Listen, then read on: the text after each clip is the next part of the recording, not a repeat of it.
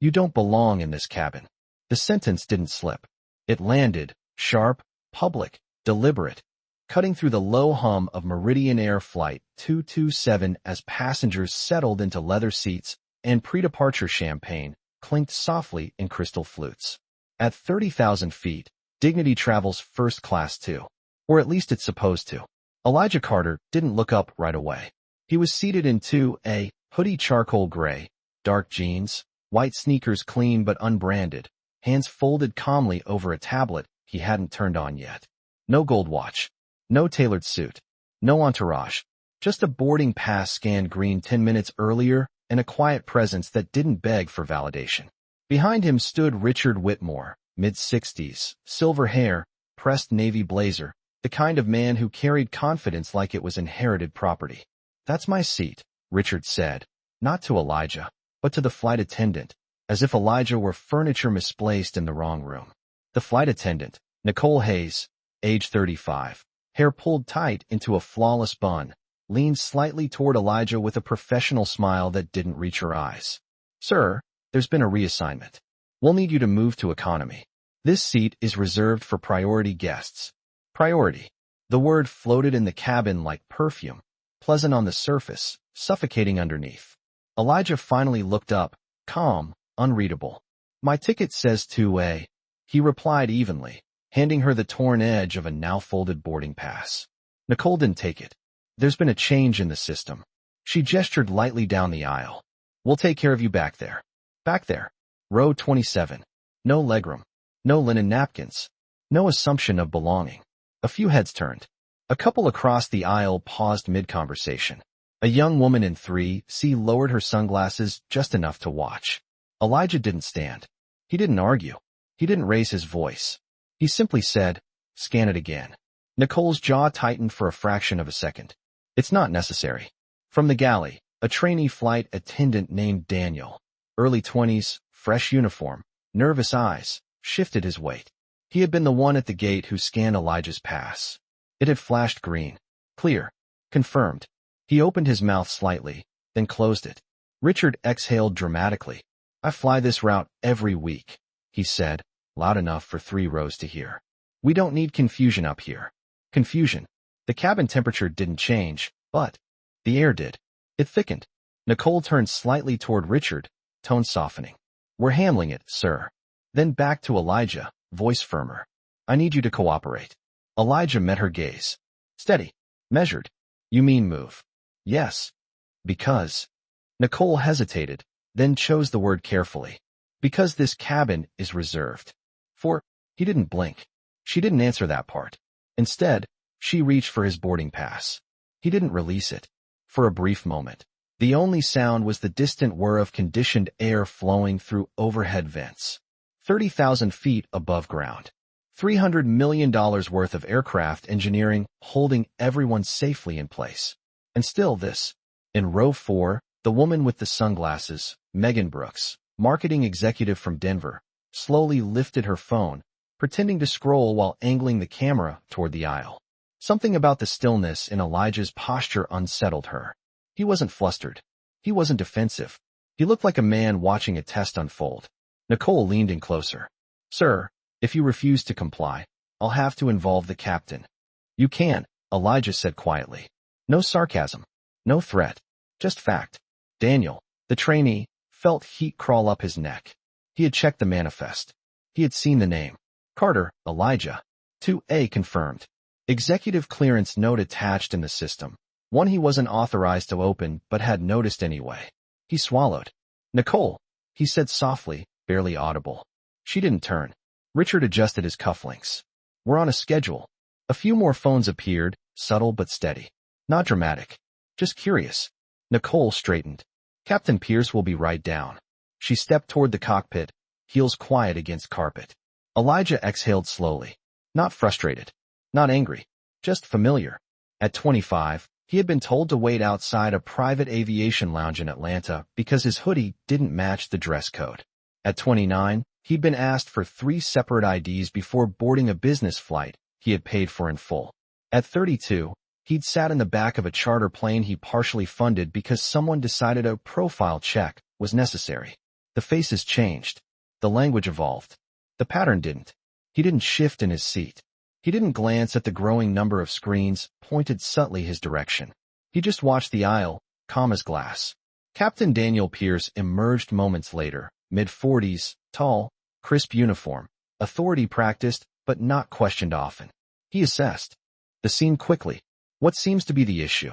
Nicole answered before Elijah could speak. Seating discrepancy. We need him to relocate. Him. Not Mr. Carter. Not the passenger. Him. Captain Pierce nodded once. Sir, we'll resolve this quickly if you step to the back. Elijah looked up at him, eyes steady. Is there a problem with my ticket? The captain glanced at Nicole. She shook her head slightly, almost imperceptible, but enough. There's been a priority adjustment, the captain said. Richard stepped forward just half a step. My wife flies this airline weekly. We've never had this kind of mix-up. Mix-up. As if Elijah had wandered in accidentally. As if seat 2A were inherited property. Daniel felt something twist in his stomach.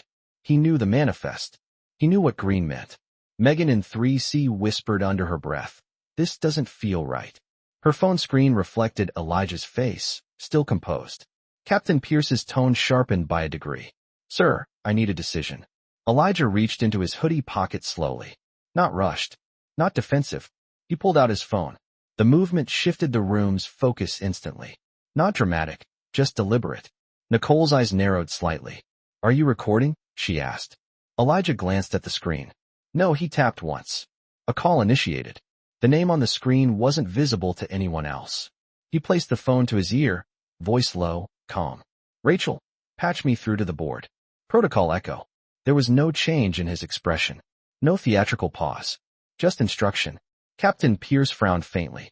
Sir, give it a moment, Elijah said, not to the captain, but to the air itself. Megan's phone caught the subtle shift in tone. Not louder. Not angrier. Just anchored. In the galley, Daniel felt his pulse spike. He knew that word. Protocol. The system note. Executive clearance. He looked at Nicole, then at the captain. Neither seemed aware. Richard crossed his arms. Unbelievable. 30 seconds passed. The kind that stretched longer at cruising altitude. The overhead speaker near the cockpit crackled faintly. A chime. Not for passengers. For crew. Captain Pierce's expression shifted. Just slightly. He turned toward the cockpit, then back toward Elijah. Excuse me, he said, voice tighter now. He stepped away. Nicole's posture lost a fraction of certainty. Sir, what exactly did you just do? Elijah lowered the phone, but didn't end the call. I gave you a chance to scan it again. His tone wasn't accusatory. It was almost reflective. Megan's whisper floated through her own recording. Oh my God. The cabin didn't erupt. It didn't need to. It held its breath. And in that suspended moment between assumption and revelation, between policy and power, the question wasn't whether Elijah Carter belonged in seat 2A. The question was who, exactly, had just tried to move him. Captain Daniel Pierce returned from the cockpit slower than he had left it, and something in his posture had changed. It was subtle, but everyone in the first-class cabin felt it. The authority in his shoulders was no longer automatic. It was measured.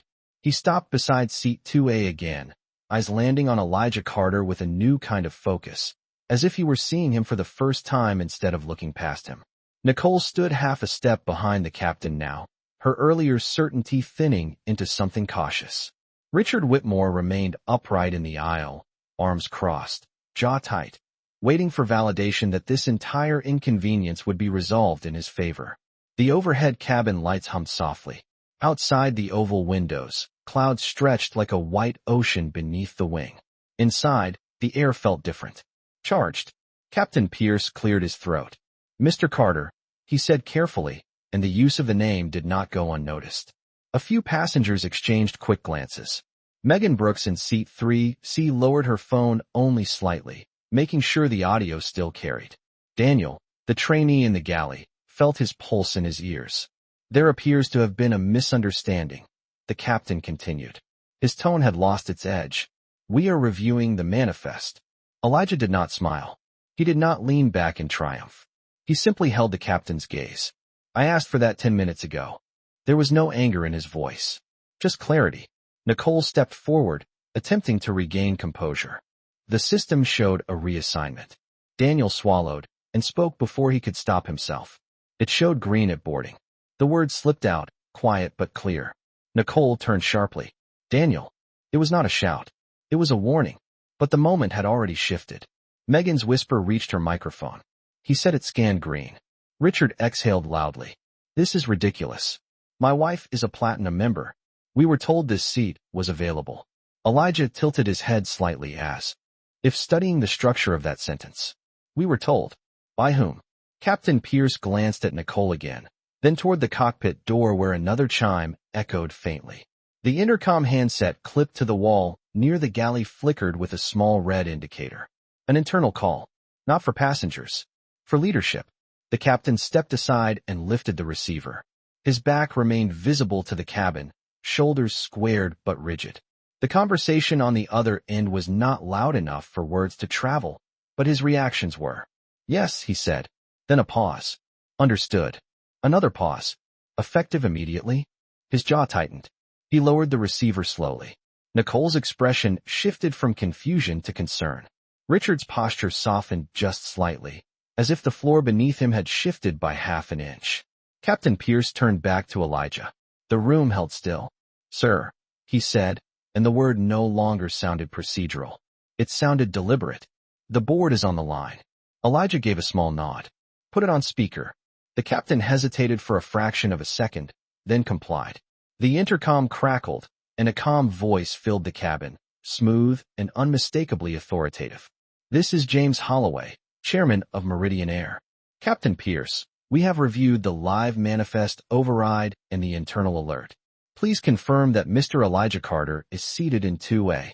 A silence stretched across the first-class cabin that felt longer than any turbulence. Captain Pierce answered carefully. He is. Good, the voice replied.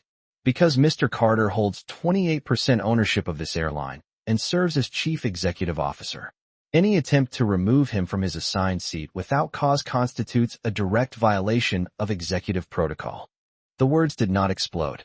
They settled. Heavy. Final. Megan's hand trembled slightly as she kept recording. Daniel felt heat rush to his face. Nicole's fingers tightened around the tablet she had been holding. Richard's mouth opened slightly, then closed. Elijah remained still. The chairman continued. Furthermore, we are reviewing reports that the manifest was altered after boarding.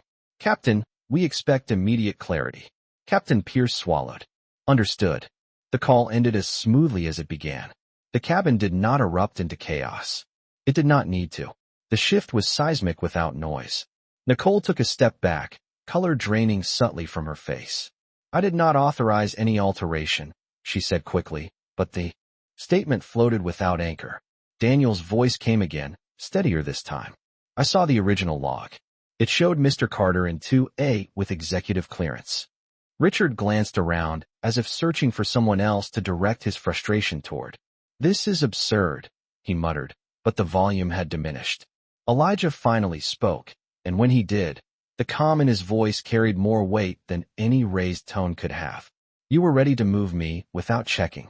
You were ready to call it confusion. His eyes moved from Nicole to the captain to Richard. It was not confusion.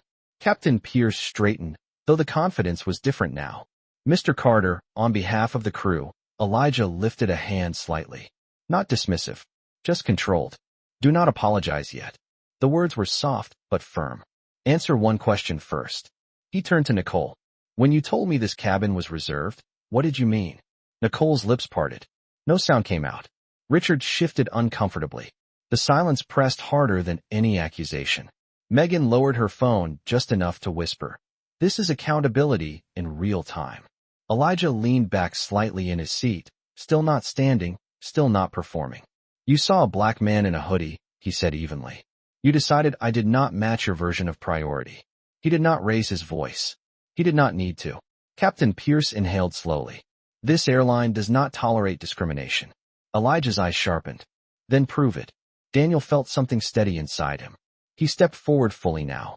The manifest change came from a crew-level tablet, he said, voice clearer. I did not do it. Nicole turned toward him, shock flashing across her features. You are out of line. No, Daniel replied quietly. I am done being quiet. Richard cleared his throat, attempting to reclaim ground. This has gone too far. I did not ask for this. Elijah's gaze shifted to him calmly. You benefited from it. The words were not cruel. They were factual. A few passengers nodded subtly.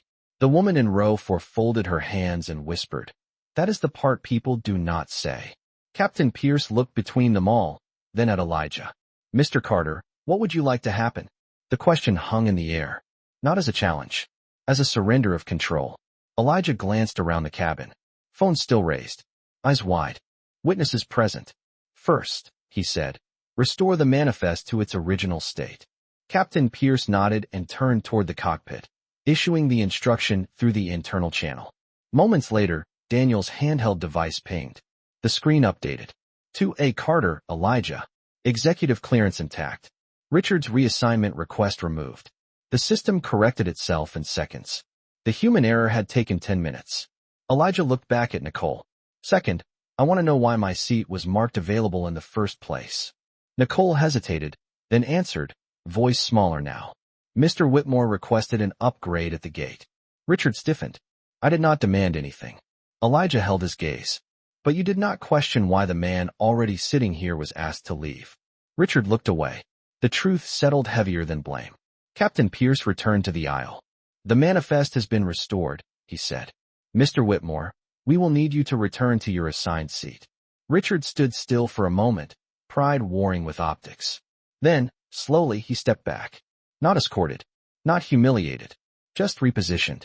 The symbolism did the rest. Nicole remained frozen near the galley.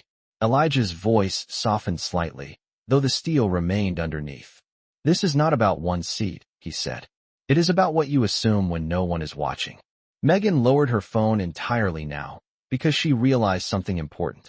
The moment did not need amplification anymore. It had already landed. Captain Pierce squared his shoulders once more, but differently this time. "There will be a full review," he said. "Effective immediately." Elijah nodded once. "Good." He glanced out the window again at the stretch of sky waiting beyond the runway. "Let us try this again." The cabin doors closed fully. The engines hummed louder. But the real shift had already happened at cruising altitude before the wheels ever left the ground. The engines began their steady crescendo, a low mechanical hum building beneath the cabin floor as pushback clearance was granted and the aircraft slowly eased away from the gate. But the quiet inside first class was louder than anything happening outside. It was the silence of recalibration, the kind that follows exposure. Elijah Carter remained seated in 2A, hands resting lightly on his knees now, eyes forward, posture unchanged. He had not raised his voice. He had not stood up to command the room. Yet everything in it had shifted. Captain Daniel Pierce returned once more to the aisle, his movements deliberate, measured. "Mr. Carter," he said, voice steady but stripped of earlier assumption. "I want to formally acknowledge that we mishandled this situation." Elijah did not interrupt him this time. "The review process has already been initiated," the captain continued. "Corporate compliance is requesting statements from everyone involved before we taxi." A few passengers exchanged glances. Before we taxi. The implication was clear. This was not going to be brushed aside at cruising altitude. Nicole stood near the galley, tablet still in her hands, but untouched. The confidence she had worn earlier had dissolved into a tight, contained stillness. Richard Whitmore had returned to his original assigned seat several rows back, no longer speaking, his earlier entitlement reduced to silence under observation. The hierarchy of the cabin had inverted without anyone raising a hand. Daniel, the trainee, stepped forward again, his voice careful but firm. "Captain, the system log shows the override came from a crew access tablet at 4:12 p.m. Nicole's eyes snapped toward him. "You are not authorized to review timestamps," she said, but the authority behind her words sounded hollow now. Elijah glanced briefly toward Daniel. Not with approval, not with surprise, with recognition. Someone choosing integrity over comfort. Captain Pierce extended his hand toward Daniel's device. He read the screen, jaw tightening slightly. "This override required manual confirmation," he said quietly. The statement was not accusatory. It was factual. Megan Brooks in 3C leaned slightly into the aisle. "So, it was not a glitch," she said softly, not shouting, not performing, simply stating what everyone was already thinking. Nicole inhaled slowly. "Mr. Whitmore requested an upgrade." I was attempting to accommodate a valued client. Elijah turned his head slightly, eyes steady. By displacing another. Nicole swallowed. I did not realize that I belonged. Elijah asked. The words were not sharp. They were precise. The cabin did not flinch. It absorbed. Outside the window, the runway stretched ahead, heat waves shimmering in the late afternoon sun. Inside, accountability settled into place. Captain Pierce straightened. This airline does not operate on appearance, he said, as if reminding himself as much as the others. Elijah held his gaze. Then understand this moment. The captain nodded once, slowly. The intercom chimed again, this time internal, but audible enough to signal continued oversight. The chairman's earlier intervention had not been symbolic. It had been procedural. Meridian Air did not allow executive protocol violations to dissolve quietly. Nicole shifted her weight. I made a judgment call under pressure, she said, the words thinner than before. Elijah's expression remained calm. Pressure reveals what you default to. The sentence hung in the air, simple and unembellished. Daniel looked down briefly, then back up. The system flagged executive clearance next to his name, he said. It is not something we usually see. Megan's phone was lowered now, resting in her lap. She was no longer recording for spectacle. She was witnessing. Richard leaned back in his seat behind them, staring straight ahead, as though distance could erase proximity. Captain Pierce turned toward Nicole fully. Did you see the clearance note? He asked. Nicole hesitated. The silence was answer enough. I assumed it was an error, she replied quietly. Elijah's eyes did not leave her. You assumed I was. There was no rise in his tone, just clarity that cut deeper than volume. A flight attendant from economy peeked briefly through the curtain, sensing the tension. The captain noticed and signaled for the curtain to remain closed. This reckoning belonged here. Mr. Carter, the captain said, corporate compliance is asking whether you would prefer to continue this flight or deplane and address the matter immediately. The question carried weight. Elijah glanced around the cabin. Faces attentive. No hostility now. Just awareness. We will fly, he said evenly. But we will not forget. The engines grew louder as taxi began, the aircraft rolling slowly toward the runway threshold. Nicole lowered her tablet. I did not intend harm, she said, almost to herself. Elijah finally leaned back fully into his seat. Intent does not erase impact. The phrase settled into the leather-lined quiet. Daniel nodded almost imperceptibly. Captain Pierce spoke again, voice formal now. Ms. Hayes, per executive protocol, you will not perform cabin lead duties for the remainder of this flight. You will assist under supervision pending review. The words were controlled. Professional, but unmistakable. Nicole's face drained further, though she nodded once in acknowledgement. The consequence had begun before altitude. Richard shifted again in his seat, clearing his throat. This has escalated unnecessarily, he muttered, but the room did not respond. His earlier influence had evaporated the moment oversight replaced assumption. Megan looked back toward him calmly. It escalated when someone was asked to move, she said. Not confrontational, just factual. The runway stretched ahead. The aircraft paused briefly before alignment. In that suspended moment before takeoff, Elijah closed his eyes for half a second. Not in exhaustion. In memory. 16 years old, standing outside an airport lounge in Charlotte, Sunday best pressed, being told gently but firmly that access was limited. 25, waiting at a gate while others boarded freely. 32, funding a route expansion meeting where someone mistook him for staff. Each moment had been small on paper. Minor inconveniences. But accumulation builds gravity. He opened his eyes as the aircraft turned onto the runway. The engines roared, pushing the cabin back into their seats as acceleration pressed against gravity. The moment mirrored something deeper. Resistance before lift. As the plane left the ground, rising above asphalt and assumption alike, the symbolism did not need explanation. Inside first class, no one spoke for several seconds. The sound of ascent filled the space. Captain Pierce returned to the cockpit, posture changed but steady. Daniel resumed his duties with a quiet resolve that had not been there at boarding. Nicole moved toward the galley, movements careful, no longer leading. Elijah gazed out at the shrinking runway below. He did not smile. He did not celebrate. This had never been about a single seat. It had been about reflex. About what systems reveal when convenience tempts them. Megan leaned slightly toward the aisle once more. "Thank you," she said softly. Elijah turned his head toward her. "For what?" "For not moving," she replied. He considered that for a moment. "Sometimes stillness is louder," he said. The cabin lights dimmed slightly as climb stabilized. Beverage service would resume soon. Schedules would continue. But the hierarchy had recalibrated in real time. Daniel approached seat 2A carefully. "Sir," he said, voice steady now, "may I offer you something to drink?" Elijah looked at him, then nodded once. "Water is fine." Daniel returned moments later with a glass, placing it gently on the tray. His hand did not shake this time. Nicole remained in the galley, reviewing nothing on her screen, waiting for formal instructions that would follow upon landing. Richard stared out his own window, silent. Elijah lifted the glass slightly, but did not drink immediately. He looked down the length of the cabin, at rows of leather seats and polished armrests, at a space designed for comfort but too often filtered through perception. Then he spoke quietly, not to any one person but to the air that had shifted around him. "You mistook presence for privilege," he said, "and silence for weakness." No one challenged him. The aircraft continued climbing, steady, smooth. Above the clouds, everything looks level. It takes courage to make it so on the ground. At 32,000 feet, the cabin settled into the rhythm of cruise altitude, but nothing about first class felt routine anymore. The seatbelt sign had just clicked off, and yet no one moved with the casual ease that usually followed that sound. The moment earlier at the gate had not dissolved with takeoff. It had crystallized.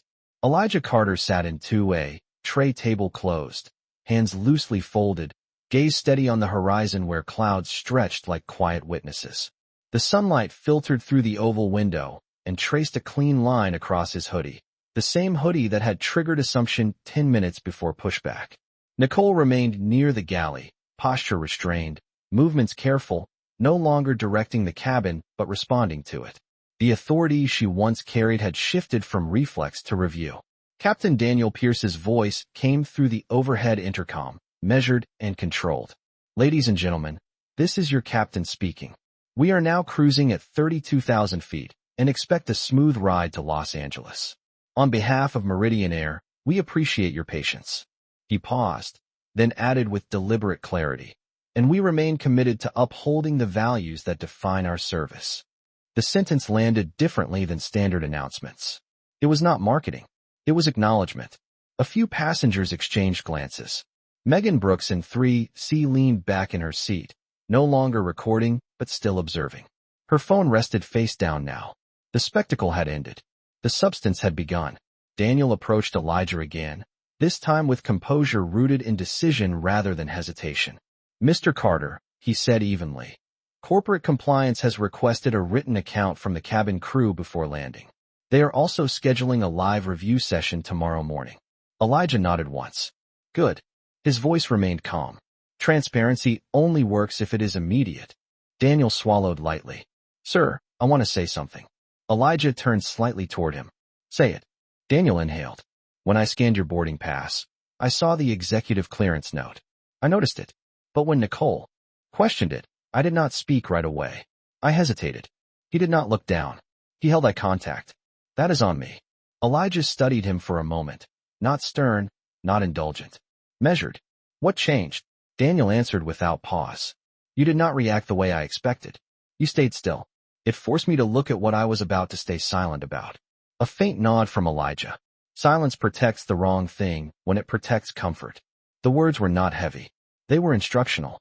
Nicole overheard the exchange from the galley. Her shoulders stiffened slightly, though she remained facing away. Richard Whitmore shifted in his seat again several rows back, his earlier influence reduced to a quiet discomfort that he could not verbalize. He had not been publicly reprimanded. He had not been humiliated. Yet something inside him had been confronted without spectacle. The cabin attendant assigned to economy parted the curtain briefly to deliver a tray. Her eyes flicked toward Elijah, then toward Nicole, sensing the undercurrent.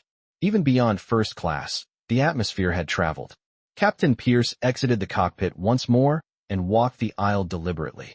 He stopped beside Elijah's seat, not looming, not defensive. "Mr. Carter," he said, "the board has authorized immediate internal suspension of override privileges for all crew tablets pending investigation." That measure takes effect now. Elijah considered that. Necessary, he replied. The captain nodded. Additionally, the compliance team will conduct direct interviews with passengers who witnessed the interaction, should they choose to participate. Megan raised her hand slightly from her seat. I will, she said calmly. Her tone carried neither anger nor performance. It carried resolve. A few other passengers murmured agreement. This was no longer about a single misunderstanding. It had become a collective reckoning in miniature. Nicole finally turned from the galley and approached the aisle. Her expression was controlled but stripped of defensiveness.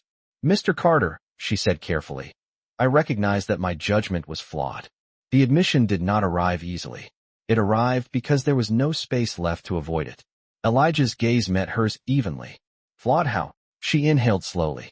I prioritized familiarity over verification. A beat of silence. Then she added, quieter, I allowed assumption to guide me. Elijah did not immediately respond.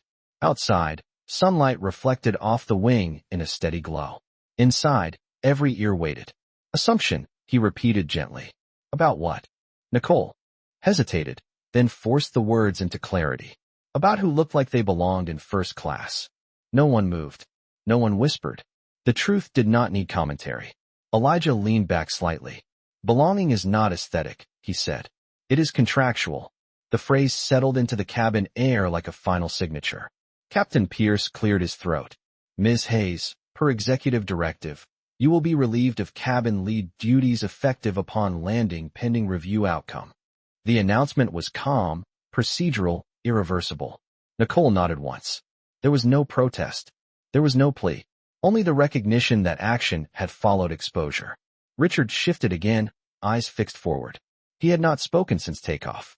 The gravity of the situation had left no room for entitlement.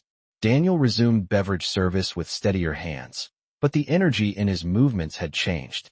There was purpose now, not performance. As he moved through the aisle, he overheard quiet exchanges between passengers. This is how it should be handled, one man whispered. In real time, another added. Megan leaned slightly toward Elijah once more. Most people would have shouted, she said softly.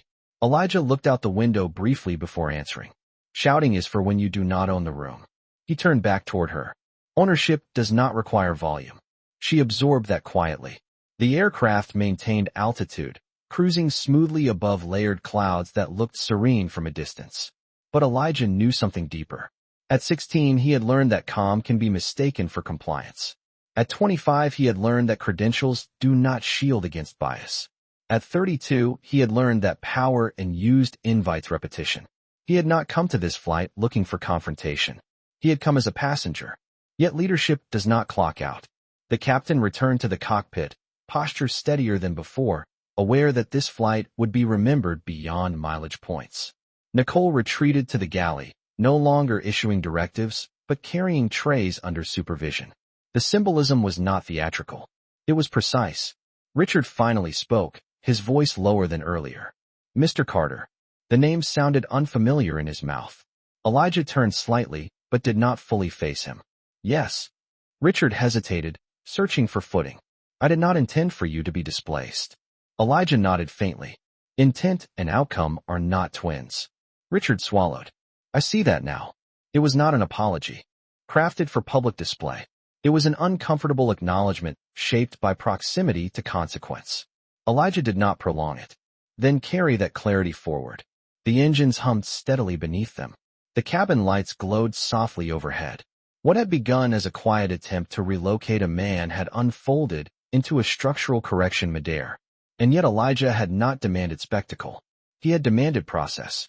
The flight continued toward Los Angeles, the coastline still hours away. But something had already landed inside that aircraft long before descent would begin. Captain Pierce's voice came over the intercom once more, softer this time. We will begin preparing for landing in approximately 1 hour. Thank you for your professionalism. The word lingered. Professionalism. Not courtesy. Not service. Integrity. Elijah closed his eyes briefly again, not from fatigue but reflection. He did not savor victory. He did not replay humiliation. He cataloged outcome. A system had been tested. It had bent, then corrected. Daniel approached once more before stepping away for his break. Sir, he said quietly, I will not hesitate next time. Elijah looked at him with a faint, approving stillness. Make sure there is not a next time. The young attendant nodded. The cabin settled into quieter activity. Laptops opened. Drinks were sipped. Conversations resumed at low volume. But no one forgot what had occurred at the gate. No one forgot how quickly assumption had acted. And no one forgot how calmly it had been dismantled. Elijah rested his hand lightly on the armrest, gaze returning to the endless blue horizon beyond the wing. He did not need applause. He did not need vindication. He had required only one thing, that the sky reflect the same standards as the ground below it. And as the aircraft continued westward, steady and level, it carried more than passengers toward its destination.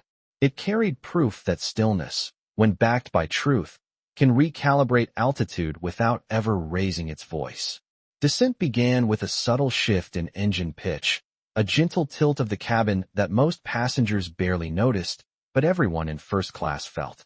The aircraft had been steady for hours, cruising above the clouds as if nothing unusual had occurred. Yet the atmosphere inside remained altered, recalibrated by something that would not disappear with landing gear deployment. Elijah Carter sat upright in 2A as the seatbelt sign illuminated again, amber and unblinking. Outside the window, the coastline of Southern California stretched into view, sunlight glinting off the Pacific like polished steel. Inside the cabin, there was no return to ordinary. Captain Daniel Pierce's voice came through the intercom, measured and professional. Ladies and gentlemen, we have begun our descent into Los Angeles. Please ensure your seat belts are securely fastened. He paused for half a second before adding, "Thank you for your cooperation today." The sentence carried weight beyond turbulence protocols. Nicole remained stationed near the galley under supervisory reassignment, her movements precise but restrained. The authority she once exercised at boarding had been formally paused, pending review. She no longer led the cabin. She moved within it. Daniel passed through the aisle one final time to confirm compliance before landing, posture straight, expression focused. When he reached seat 2A, he stopped briefly. "Sir," he said quietly, "compliance has confirmed interviews will begin at the gate." Elijah nodded once. Good. No triumph. No dramatics. Just affirmation. Several rows back, Richard Whitmore adjusted his jacket again, staring forward at nothing in particular. The confidence he wore earlier had faded into introspection that no one else needed to comment on. He had not been publicly condemned. He had been confronted with proximity to his own assumption. That was heavier than spectacle. Megan Brooks glanced out her own window, and then toward Elijah. "It feels different now," she said softly. Elijah turned slightly. "It should." The aircraft lowered through scattered clouds, the city skyline coming into sharper focus beneath them. The symbolism was unavoidable. Altitude had revealed what ground often hides. The cabin crew prepared for final approach. Nicole stepped carefully through the aisle collecting stray glasses, avoiding direct eye contact yet no longer defensive. When she reached 2A, she paused. "Mr. Carter," she said quietly, voice controlled but no longer guarded. "I understand there will be consequences." Elijah looked at her evenly. "There will be review." She swallowed lightly. "If I may ask," she said, "what would you have done if I had simply scanned it again at the start?" Elijah considered that question for a moment as the aircraft aligned with the runway. "We would be landing without this conversation," he replied. The truth of that statement settled between them. Nicole nodded once. "I see that now." She moved on without further words. The wheels extended beneath the cabin with a faint mechanical hum. A subtle vibration followed. The runway approached steadily through the window frame. Captain Pierce's hands remained firm on the controls, posture composed, but his earlier reflex confidence had evolved into conscious precision. He understood that this flight would be reviewed not only for operational performance, but for ethical response. The landing was smooth, tires meeting asphalt with controlled grace. As the aircraft slowed, a collective exhale moved through the cabin. But no one applauded. This was not a moment for celebration. It was a moment for consequence. The plane taxied toward the gate, passing other aircraft lined in metallic rows. Daniel stood at attention near the galley, prepared for arrival procedures. Nicole remained beside him, no longer directing but awaiting instruction. Elijah watched the terminal come into view, glass and steel reflecting late afternoon sun. He He did not rush to unbuckle. He waited. When the aircraft finally came to a complete stop and the seat belt sign dimmed, Captain Pierce stood from the cockpit before anyone could rise from their seats. He stepped into the aisle and faced the cabin directly. Before deplaning, he said clearly, "Corporate compliance representatives will be boarding this aircraft. Please remain seated." A quiet ripple passed through the rows. No panic, no confusion, just awareness that the process had not concluded at altitude.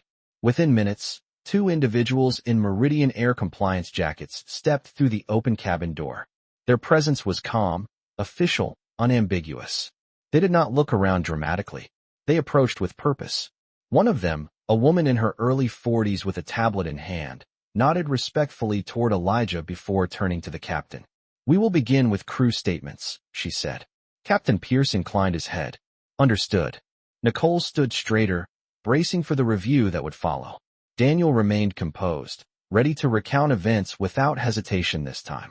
Richard stayed seated, uncertain whether to exit quickly or remain as witness. Elijah finally unbuckled his seatbelt and stood. He did not command attention. Attention followed naturally.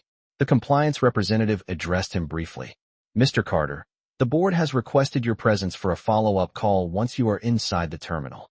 Elijah nodded once. "I will join." Megan watched the exchange quietly. When Elijah stepped into the aisle, she spoke softly. "You could have made that louder," she said. He glanced at her with a faint, knowing look. "Volume does not equal impact." The compliance team began interviewing Nicole first. Her voice remained steady, stripped of earlier defensiveness. She described the override. She acknowledged assumption. She did not attempt to redirect blame. The process was recorded, time-stamped, irreversible. Daniel provided his account next, clear and concise, emphasizing the moment he chose to speak. Captain Pierce offered his own statement, admitting that verification should have preceded instruction. Each word added structure to accountability. Richard eventually stood and approached the compliance representative as well. "I requested an upgrade," he admitted quietly. "I did not question the reassignment. It was not dramatic. It was not absolution. It was participation in correction." Elijah observed without interruption. He did not hover. He did not dictate. Leadership in that moment required restraint more than reaction. Passengers began deplaning row by row once initial interviews concluded. Several paused briefly near Elijah. Not to congratulate, not to dramatize, but to nod. Recognition without spectacle. When the cabin finally cleared, the compliance representative turned back toward him. "Immediate action will be taken regarding override privileges and supervisory roles," she said. Elijah nodded. "Ensure the review extends beyond this flight," he replied. "Patterns hide in repetition." She met his gaze evenly. "Understood." Outside the aircraft door, the terminal buzzed with ordinary travel noise. Announcements echoed. Luggage wheels rolled across polished floors. Yet for those who had witnessed the earlier exchange, the airport felt altered. Elijah stepped into the jet bridge, sunlight spilling through side windows. His phone vibrated once in his pocket. A message from Rachel, his executive assistant. "Board awaiting your call." He typed a brief response. "On my way." Nicole remained seated near the galley for her final procedural briefing. The authority she once exercised would not resume unchanged. Daniel stood nearby, shoulders squared not with pride, but with clarity. Captain Pierce watched the final passenger exit, then turned toward the compliance team. "We will not repeat this," he said quietly. The words were not defensive. They were committed. Elijah walked down the jet bridge alone. No entourage, no spectacle, just steady steps across industrial carpeting toward the terminal threshold. He paused for half a second before entering the main concourse, glancing back toward the aircraft through the window. The silver body of the plane reflected the late afternoon sun, unchanged in appearance. Yet inside it, something had shifted permanently. Assumption had been confronted. Process had been activated. Consequence had followed in real time. Elijah adjusted the strap of his carry-on bag and continued forward. The airport noise swallowed the moment as if nothing extraordinary had occurred. But those who had been seated in first class knew otherwise. The sky had not needed to shake.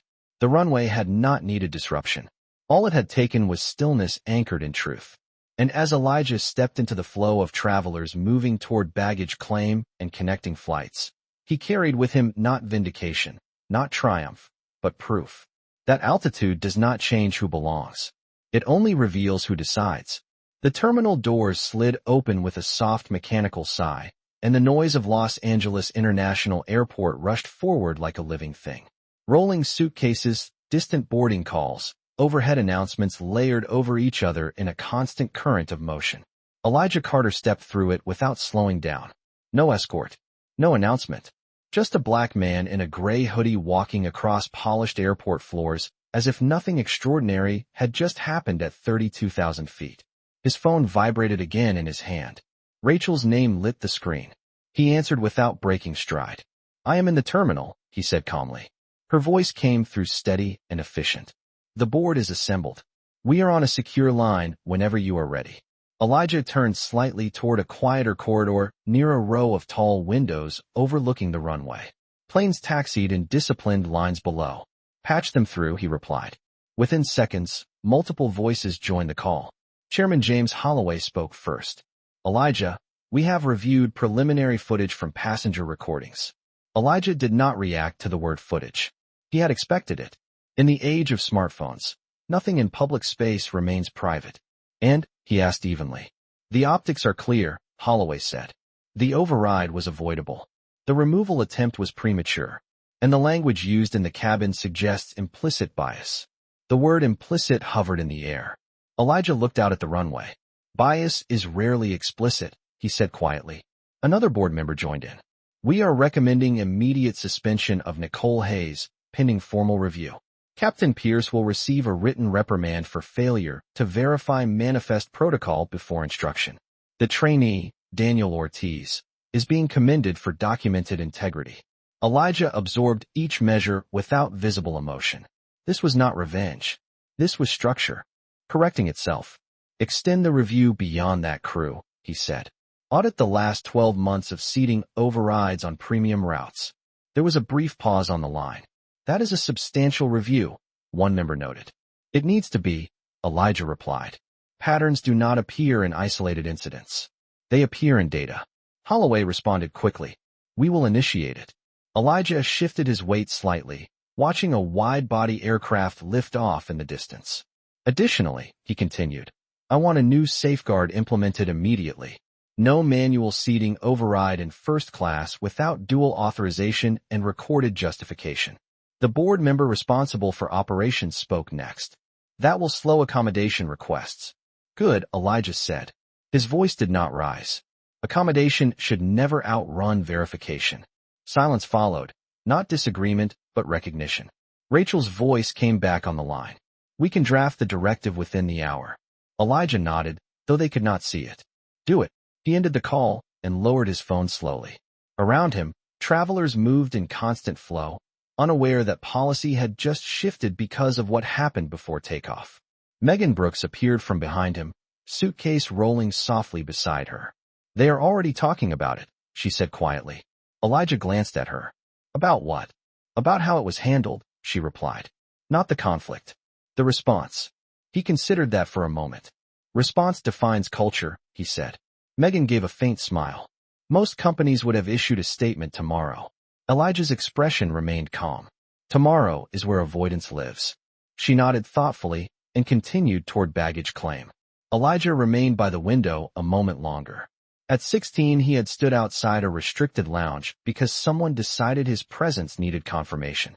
At 25, he had waited while others boarded freely. Each time he had told himself that patience would outlast prejudice. But patience without correction becomes permission. He understood that now more than ever. His phone vibrated again. This time it was a direct message from Daniel. "Thank you for holding steady." Elijah typed back a single sentence. "Hold steady yourself." He placed the phone in his pocket and began walking toward the executive lounge reserved for Meridian Air leadership. The automatic doors opened quietly as he approached. Inside, the noise of the terminal softened to a distant hum. A receptionist stood immediately. "Mr. Carter, we were informed you would be arriving." Her tone held neither surprise nor hesitation, just clarity. "The conference room is prepared." Elijah nodded once and stepped inside. Within minutes, he was seated at the head of a polished table, laptop open, screen displaying compliance dashboards. Rachel joined via secure video link. Media has not picked it up yet, she reported. But internal chatter is building. Elijah leaned back slightly. We will not wait for media, he said. Draft a company-wide message. Rachel's fingers moved across her keyboard. Content.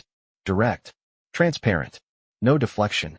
He paused briefly, choosing words with care. Acknowledge that a protocol failure occurred. Reinforce that dignity is not tiered by cabin. Outline corrective measures effective immediately. Rachel nodded. And the tone. Elijah's eyes settled on the city skyline visible through the lounge window. Firm. Not defensive. He closed his laptop halfway. This is not about public relations. It is about internal expectation. Rachel understood. She always did. Message will go out within 90 minutes, she confirmed. Back in the cabin of the aircraft now parked at the gate, Nicole Hayes sat across from compliance officers in a quiet crew briefing room. The fluorescent lights hummed overhead. Walk us through your decision process, one officer asked calmly. Nicole inhaled slowly. A platinum request came through. I believed I could accommodate it without disruption. Without disruption, the officer repeated. Yet a seated passenger was asked to move. Nicole lowered her gaze briefly. I assumed the passenger would comply. The officer's voice remained neutral. On what basis? Nicole hesitated. The silence pressed heavier than accusation. On appearance, she admitted quietly. The word felt smaller spoken aloud. Daniel Ortiz sat outside the room waiting for his turn to provide final statements. He did not fidget. He did not rehearse. He had already chosen clarity.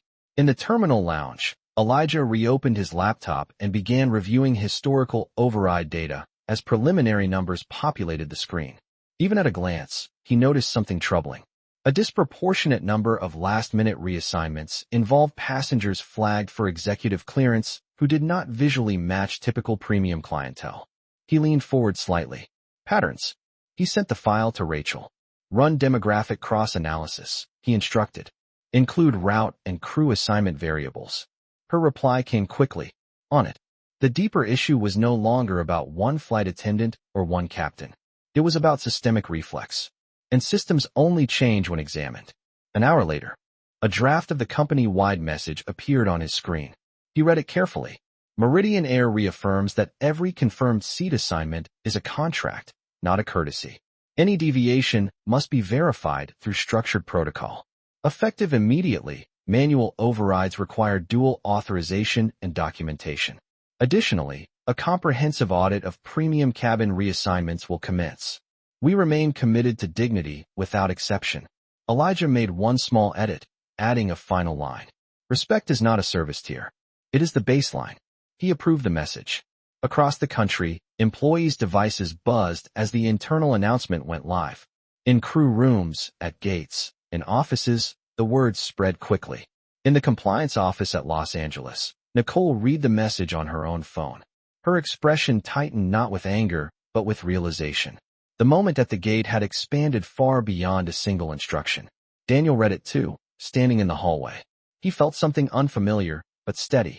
Accountability did not feel like punishment. It felt like alignment. Back in the lounge, Elijah closed his laptop once more. Outside, aircraft continued to take off and land in disciplined rotation. The sky above Los Angeles remained clear. He stood slowly, adjusting the strap of his bag again. There would be more meetings, more data, more corrections. Leadership did not end at landing. As he walked toward the exit of the lounge, a young airport employee paused near the doorway. Mr. Carter, she said quietly, recognition in her voice, but no spectacle. Thank you. Elijah stopped for a fraction of a second. For what? She hesitated, then answered simply. For not moving. He gave the smallest nod. It was never about the seat, he replied. And as he stepped back into the motion of the terminal, blending once more into the steady current of travelers beneath bright airport lights, he carried with him something far more lasting than vindication. He carried proof that stillness backed by authority can realign an entire system before the wheels even leave the runway. The company-wide message did not echo loudly in public terminals, but inside Meridian Air it moved like a quiet tremor beneath polished floors. Crew tablets lit up across time zones. Gate supervisors paused mid-shift. Regional managers reread the final line twice. Respect is not a service tier. It is the baseline. In the executive lounge at Los Angeles International Airport, Elijah Carter stood by the tall glass window, watching another aircraft lift into the late afternoon sky. The directive had been sent. The audit had begun. But correction was only the first layer. Culture required reinforcement. His phone vibrated with a secure alert from Rachel. Preliminary data cross-analysis is complete, her message read. He stepped back toward the conference room and reopened his laptop. The spreadsheet filled the screen in clean rows and columns. Routes, dates, crew assignments, passenger tiers, manual overrides. The pattern was subtle at first glance, but unmistakable when filtered properly. A higher percentage of override attempts occurred when premium passengers visually fit a specific expectation.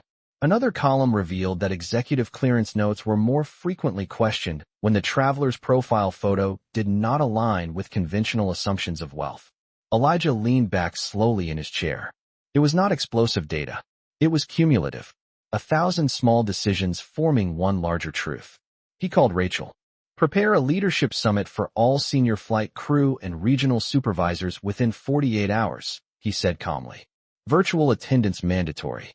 She did not hesitate. Agenda? Data first, he replied. Then discussion. Then implementation. Across the airport in a quiet compliance office, Nicole Hayes sat with folded hands as a senior investigator closed a tablet.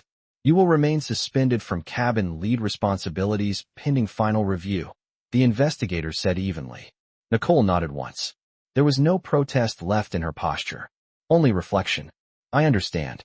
Outside the room, Daniel Ortiz scrolled through the company message again on his phone. His commendation email had arrived separately, thanking him for adherence to protocol and integrity under pressure. He did not smile. He absorbed it quietly. Recognition did not inflate him. It steadied him.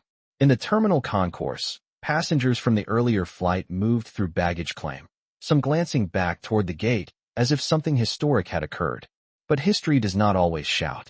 Sometimes it sits still and lets systems expose themselves. Elijah closed his laptop and gathered his things. The sun outside had dipped lower, casting long golden lines across the runway.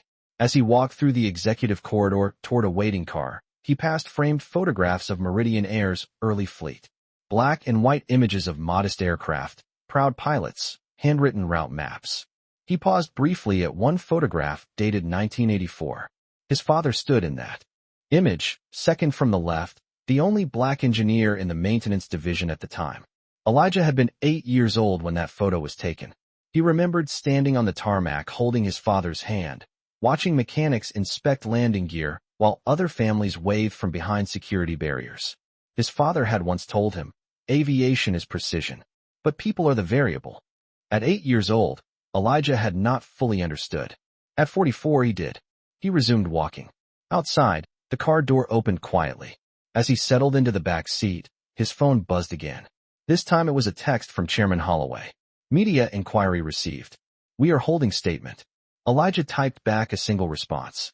No statement beyond internal directive. Accountability does not need spectacle. The car pulled away from the curb, merging into the flow of airport traffic. Inside the compliance office, Nicole received a formal notification outlining next steps. A structured bias awareness review would be mandatory before any reinstatement consideration. Additional oversight training required. Her badge access level temporarily reduced. The document did not accuse. It enumerated. She read each line slowly. For the first time in her career, she felt not targeted but examined. In another section of the airport, Captain Daniel Pierce sat with an operations supervisor. Verification must precede instruction, the supervisor said firmly. The captain nodded. It will. His written reprimand would remain in his file. It was not career-ending. It was corrective. Back in the moving car, Elijah opened the cross-analysis file again on his tablet. He highlighted a specific cluster of overrides on one particular route over the past 6 months. Same departure city. Same cabin crew supervisor. Same justification language. He forwarded it to Rachel with a short message. Expand this subset. If culture bends once, it may bend again. The car entered the freeway, city skyline rising ahead in shimmering lines of steel and glass. The sky above Los Angeles glowed orange and violet, a reminder that altitude changes perspective but not truth. His phone vibrated again. This time the message was from Megan Brooks. Thank you for what you did today. He responded simply. I did what was required. Her reply came quickly. Most people do not. He did not answer that. Instead, he looked out the window at the blur of traffic lights and considered something deeper. Leadership was not about authority displayed. It was about authority applied precisely when needed. He thought back to the gate. The first sentence. You do not belong in this cabin. It had not been shouted. It had been assumed. Assumption is quieter than insult. More dangerous because it disguises itself as procedure. The car exited the freeway toward downtown. In the crew briefing room at the airport, Daniel gathered his belongings and prepared to head home. Before leaving, he stopped by the compliance office. Nicole was exiting at the same moment. Their eyes met briefly. There was no hostility in his expression, only reflection. I should have spoken sooner, he said quietly. Nicole nodded once. I should have verified first. The exchange was brief, but genuine. Neither raised their voice. Neither deflected. Both understood that the moment had changed them differently. Back in the car, Elijah received the final draft of the audit timeline from Rachel. Phase 1 data review within 72 hours. Phase 2 crew interviews within 10 days. Phase 3 policy update rollout within 30 days. He approved it with one tap. His phone buzzed again. A notification from internal communications confirmed that the company-wide message had reached 100% of active staff devices. Acknowledgement receipts were being logged. Elijah closed his eyes for a brief moment as the car slowed at a traffic light. At 16, he had internalized small dismissals. At 25, he had absorbed them quietly. Today, he had chosen differently. Not with anger. Not with spectacle. With structure. The light turned green. The car moved forward. In a high-rise office downtown, Rachel watched analytics update in real time. Employee feedback submissions were already populating. Some supportive, some uncomfortable, all necessary. She smiled faintly. Culture had shifted before sunset. In the quiet of the moving car, Elijah finally allowed himself a single steady breath. Not relief. Not satisfaction. Alignment. The work would continue. The audit might reveal deeper inconsistencies. It might require firmer correction. But today had established something unshakable. Stillness anchored in authority can recalibrate a system faster than outrage ever could. The city lights flickered on one by one as dusk settled over Los Angeles. The aircraft he had arrived on was already preparing for its next departure. New passengers boarding. New assumptions possible. But the protocol had changed. The oversight had tightened. The message had been sent. As the car turned toward his hotel entrance, Elijah looked once more at the horizon where the last trace of sunlight faded into evening. He did not replay the moment at the gate. He did not dwell on the words spoken before takeoff. He focused on the response that followed. Because in the end, belonging is not granted by those who question it. It is affirmed by those who refuse to surrender it. And as the door opened and he stepped out into the warm California night, the sky above remained wide and level, carrying the quiet proof that leadership does not shout when it can stand. Morning arrived in Los Angeles with a quiet gold light spilling across glass towers and polished sidewalks, and by 8:30 a.m. Elijah Carter was already seated at the head of a long conference table on the 42nd floor of Meridian Air's downtown headquarters. The city stretched beneath the windows in disciplined lines of traffic and mirrored steel, but inside the room the focus was not on skyline views. It was on screens. Large monitors displayed the audit dashboard Rachel had assembled overnight. Rows of data scrolled in clean grids. Override requests. Approval timestamps. Crew identifiers. Route patterns. The air inside the room felt precise, almost surgical. Rachel stood near the screen, remote in hand, posture steady. Phase 1 analysis confirms a disproportionate concentration of manual premium seat overrides on 6 high-revenue routes, she said clearly. Of those, 42% involved last-minute reassignments where the displaced passenger had an executive clearance note attached. Elijah leaned back slightly, hands folded, eyes steady. And demographic correlation? Rachel nodded and tapped the remote. A secondary chart appeared. In 73% of those cases, the displaced passengers did not match conventional visual expectations of premium clientele based on internal image recognition metrics. The room went still. No one spoke for a moment. The data did not accuse. It revealed. A regional supervisor cleared his throat. Are we implying intent? Elijah's gaze shifted toward him calmly. We are identifying pattern, he said. Intent is secondary. Impact is measurable. The distinction settled across the table like a line drawn in ink. On another screen, a live feed showed senior flight crew members joining the mandatory virtual summit from crew rooms and offices across the country. Faces filled small squares. Some curious, some uneasy, all attentive. Elijah stood, slowly, and stepped forward. He did not raise his voice. He did not perform authority. He inhabited it. Yesterday, he began. A verified seat assignment was challenged without full review. He paused briefly, allowing the room to anchor in the moment without dramatizing it. The response corrected it. But correction is not culture. He turned slightly toward the screen displaying the audit data. Culture is what you default to before oversight intervenes. In crew rooms in Chicago, Dallas, and New York, silence replaced casual chatter. The weight of the words traveled through fiber optic cables and satellite signals alike. Manual overrides, Elijah continued, exist to accommodate legitimate need. They do not exist to validate assumption. His tone remained even, controlled, precise. Effective immediately, the dual authorization policy is active. No single crew member may reassign a confirmed premium seat without documented justification reviewed by a second supervisor. That documentation will be audited weekly. Rachel clicked to the next slide. A compliance hotline number appeared in bold text. Additionally, Elijah said, an independent reporting channel is now available for any crew member who witnesses protocol deviation. In the crew lounge at Los Angeles International Airport, Daniel Ortiz watched the live stream from a corner table. His uniform was crisp. His expression was calm but focused. He recognized the gravity of what was unfolding. This was not reactionary discipline. It was structural reinforcement. Back in the conference room, a senior flight attendant raised her hand virtually. What if a platinum-tier passenger insists? She asked. Elijah met the camera lens directly. Insistence does not outrank contract, he replied. A confirmed seat is a contract. He allowed the sentence to stand on its own.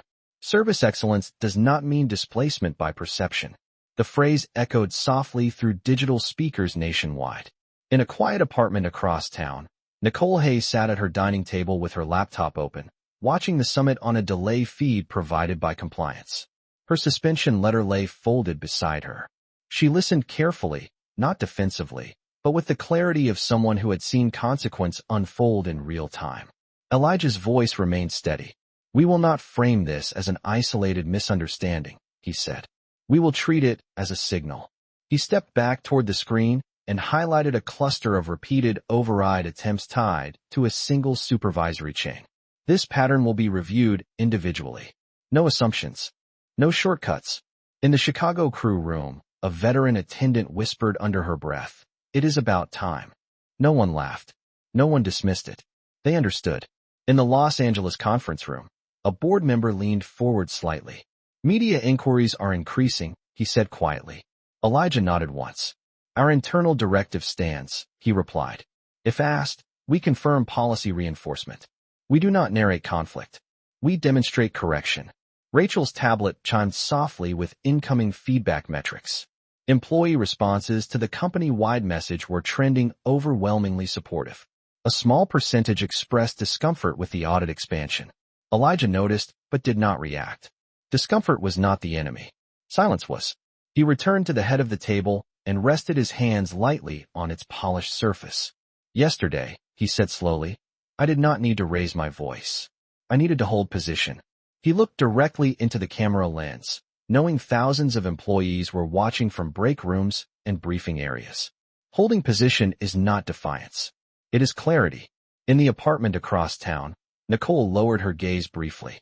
The memory of the gate replayed in her mind. The moment she chose assumption over verification.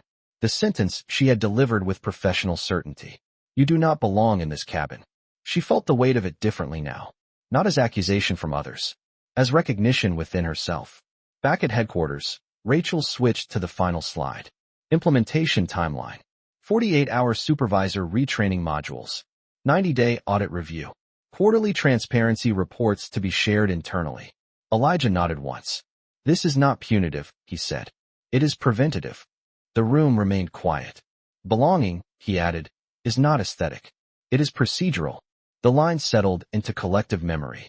In the crew lounge at Los Angeles International Airport, Daniel closed his laptop slowly after the summit concluded. He felt something steady inside him. Not pride. Responsibility. In the apartment, Nicole shut her screen and sat still for a long moment. She did not feel anger toward Elijah. She felt exposure to something she had not previously examined closely enough. In the high-rise conference room, as the virtual summit feed ended and screens dimmed, Elijah remained standing by the window. The skyline shimmered beneath late morning light. Rachel approached quietly. The directive is live, she said.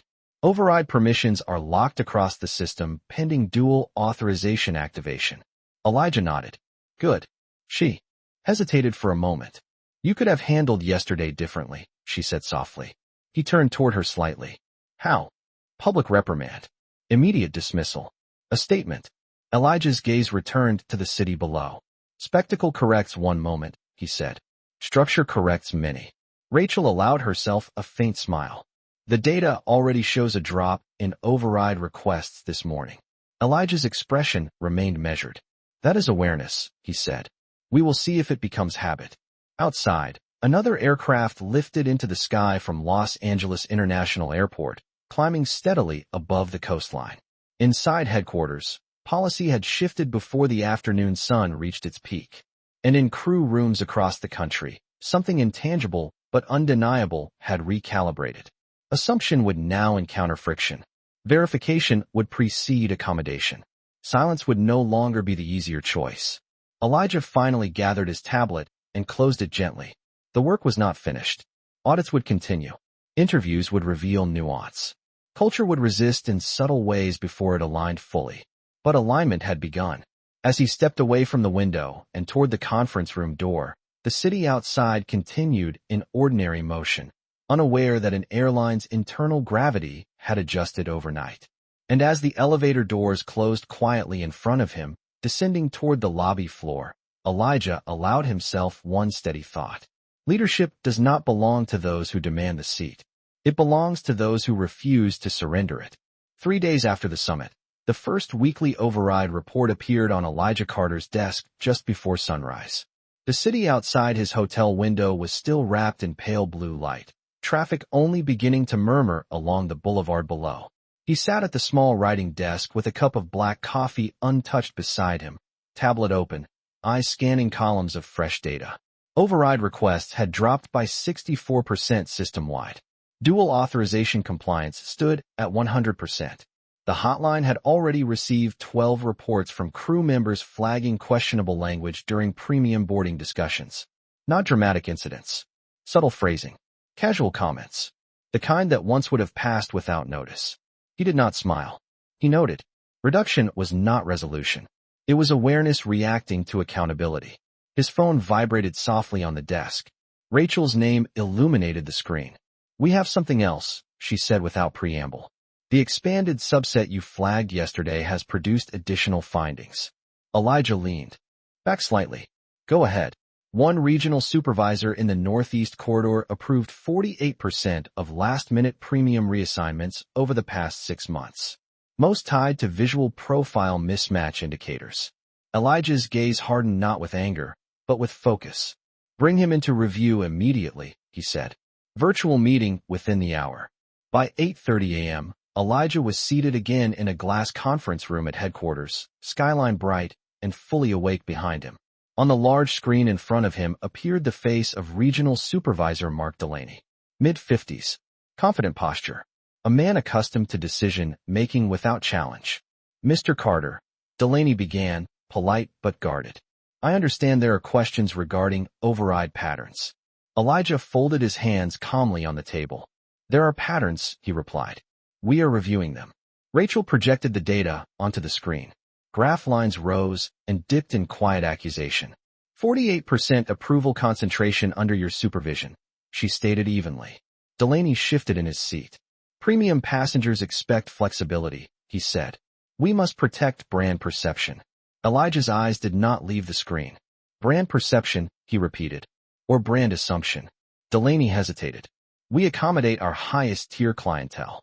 By displacing confirmed contracts. Elijah asked quietly. The room went still. Delaney's voice lowered slightly. It is about maintaining relationships. Elijah leaned forward just a fraction. Relationships that require bending policy are liabilities, not assets. The sentence landed without volume. Rachel changed slides. A side-by-side comparison showed 2 override requests on the same route within the same week. One denied due to full cabin. The other approved after manual intervention. The only visible difference in the passenger profiles was appearance. Delaney cleared his throat. I do not personally evaluate appearance. Your approvals reflect a pattern that does, Elijah responded. Intent aside, impact remains. Silence followed. Not uncomfortable. Inevitable. Effective immediately, Elijah continued. Your override authority is suspended pending further review. All premium reassignments in your region will require central compliance sign-off. Delaney's jaw tightened. That will slow operations. Elijah's voice remained level. Then operations will slow. The call ended without theatrics. In crew rooms across the Northeast Corridor, a notification pinged. Regional override permissions temporarily centralized. Supervisors exchanged glances. The message was clear. This was not symbolic enforcement. It was structural recalibration. In Los Angeles, Daniel Ortiz finished a training module on bias awareness newly added to the internal platform. He recognized scenarios that mirrored the gate incident almost exactly. The difference now was that the outcome required verification before displacement. He closed his laptop and felt something unfamiliar settle in. Pride was too loud a word. Alignment felt closer. Across town, Nicole Hayes sat in a compliance retraining session with 5 other suspended supervisors from different regions. The facilitator did not accuse. She presented data, patterns, language samples pulled from internal communications. Nicole watched each slide carefully. The phrase premium look appeared repeatedly in archived chat threads. She felt her posture stiffen at the recognition. No one had used overtly discriminatory words. The language had been coded. Familiar, casual, systemic. Back at headquarters, Elijah walked slowly along the executive corridor after the call with Delaney. Framed photographs of Meridian Air milestones lined the wall. Expansion into international routes. Fleet modernization. Diversity hiring initiatives. Achievements that had once seemed sufficient. But culture is not declared in press releases. It is practiced at gates. His phone buzzed again. Chairman Holloway. The board supports your decision, the chairman said calmly. Some regional pushback is expected. Elijah nodded though the chairman could not see it. Pushback confirms adjustment, he replied. Silence would concern me more. Outside the headquarters windows, an aircraft traced a white line across the sky, ascending steadily. He watched it for a moment before speaking again. We will publish a quarterly transparency report on override metrics, he added. Internal distribution only. Holloway paused briefly. That level of openness may create discomfort. Elijah's voice remained steady. Discomfort is not dysfunction. Concealment is. The call ended. Rachel approached with another update. Media has begun circulating a passenger video clip from the flight, she said. It shows the moment before takeoff. Elijah considered this. Is it edited? Minimal. It captures the exchange without commentary. Elijah exhaled quietly. Do not request removal, he said. Let it stand. Rachel studied him briefly. You are certain. If our correction is visible, so should the error, he replied. Later that afternoon, the video began circulating internally among staff as well. Not viral, not explosive, but undeniable. In break rooms, crew members watched the stillness in Elijah's posture. The calm request. Scan it again. The pause before correction. The authority revealed without theatrics. In the retraining session, Nicole saw the clip replayed as part of a case study. She did not look away. The facilitator asked, what was the first procedural error? Nicole answered quietly. Verification was bypassed. And the second? Assumption filled the gap. The facilitator nodded. And what corrected it? Nicole hesitated briefly before responding. Structure. Back at headquarters, Elijah reviewed the first batch of hotline reports. One described a gate agent whispering to a colleague, he does not look like business class. Another described a supervisor joking about hoodie upgrades. Each report small on its own. Together, instructive. He forwarded them to compliance with a single note. Language training module required within 30 days. The sun dipped lower over Los Angeles, casting long amber shadows across the office floor. Elijah stood by the window once more, reflecting not on confrontation but on continuity. The gate moment had not ended at landing. It had exposed a seam in the system that required stitching across departments. His phone buzzed again. This time it was a message from Daniel. Training completed. Thank you for pushing this forward. Elijah typed back slowly. Hold the line. That was all. Evening settled across the city in layers of violet and gold. Traffic lights blinked on in ordered rows. In airports across the country, boarding announcements echoed through terminals as new passengers approached premium cabins. But something had shifted. Override tablets required dual sign-in. Supervisors hesitated before approving reassignment. Crew members glanced twice at executive clearance notes instead of once. Not fear. Awareness. In her apartment, Nicole closed her retraining materials and stared at her reflection in the darkened laptop screen. The phrase "you do not belong in this cabin" replayed once more in her mind. Not as accusation. As instruction. Belonging had never been hers to distribute. It was procedural, contractual, equal. Back at headquarters, Elijah finally shut down his computer for the night. The override reduction metrics glowed in his memory. 64% drop in 48 hours. Not victory. Progress. As he stepped into the elevator and descended toward the lobby, he understood something clearly. The most powerful shifts do not arrive with applause.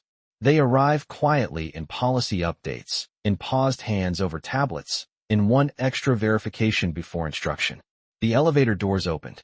The lobby lights reflected softly off polished marble floors.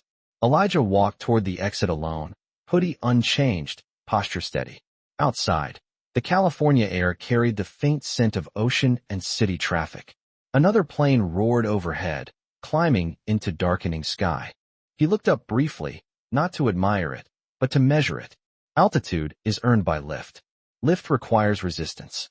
And resistance, when met with structure instead of noise, becomes momentum.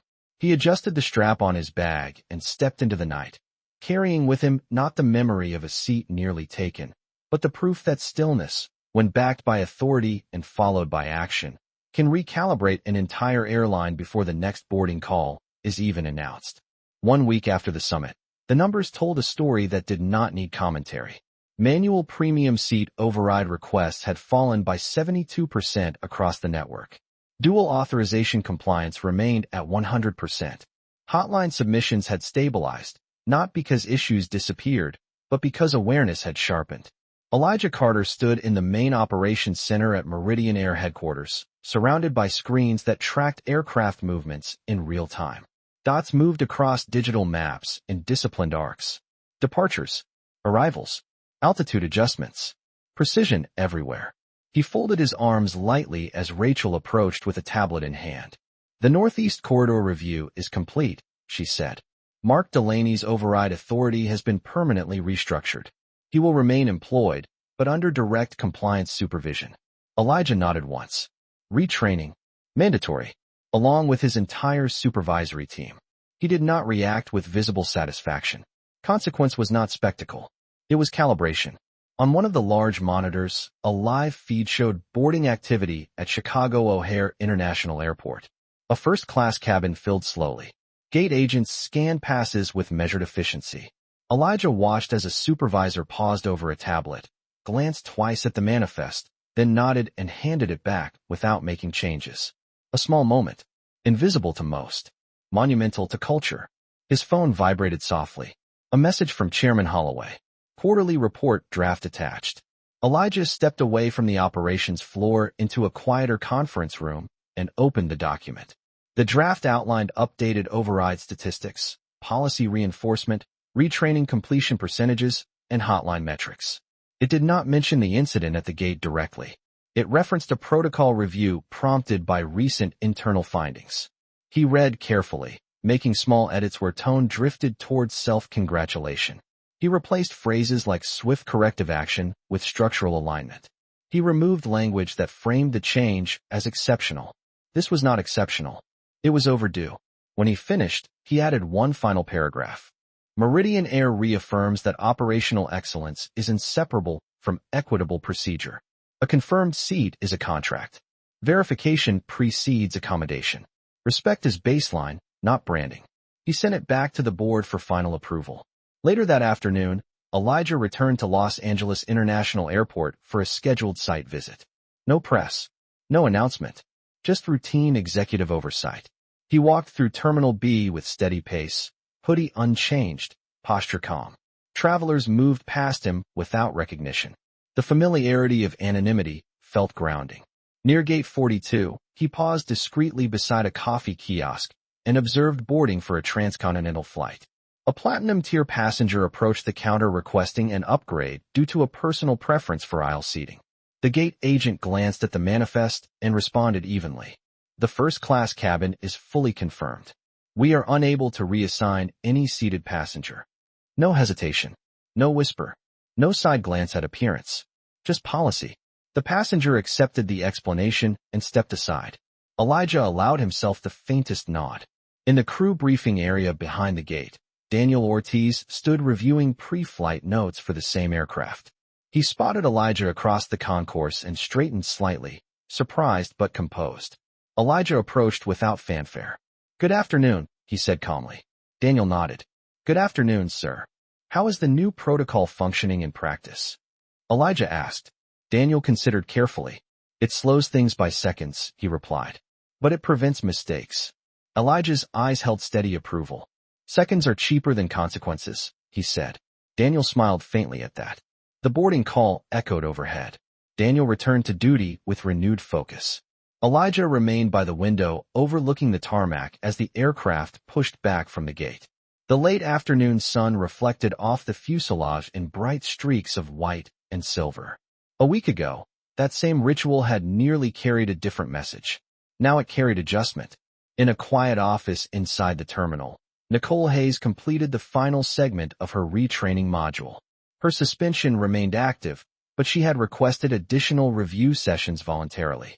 The facilitator paused the screen on a slide titled Implicit Assumption in Operational Contexts. Nicole stared at the title for a moment longer than necessary. After the session ended, she gathered her notes and stepped into the hallway where a compliance officer waited. "How are you processing it?" he asked. Nicole answered honestly. "It was easier to believe I was being efficient than to admit I was being selective." The officer nodded. "Efficiency without equity is risk." She absorbed that without argument. Back near Gate 42, the aircraft began taxiing toward the runway. Elijah watched it accelerate and lift into the sky, climbing steadily above the coastline. He thought back to the moment at 32,000 feet when stillness had met assumption head-on. He did not replay the humiliation. He replayed the correction. His phone vibrated again. Rachel's name appeared. "The quarterly transparency report has been approved," she said. "It goes live internally at 5 p.m. Elijah glanced at his watch. 4:52. "Schedule a follow-up town hall in 30 days, he replied. "Data update and open floor." Rachel paused briefly. "You anticipate resistance." "I anticipate evolution," he said. The distinction mattered. Across the country, employees' devices pinged as the transparency report was distributed. Crew members opened it during break. Gate agents skimmed metrics between announcements. Supervisors examined override graphs that now looked different from 6 months prior. In many cases, they looked at their own names attached to numbers for the first time. Not accusation. Accountability. In the crew lounge at Los Angeles International Airport, Daniel read the report carefully. He noted the paragraph Elijah had added at the end.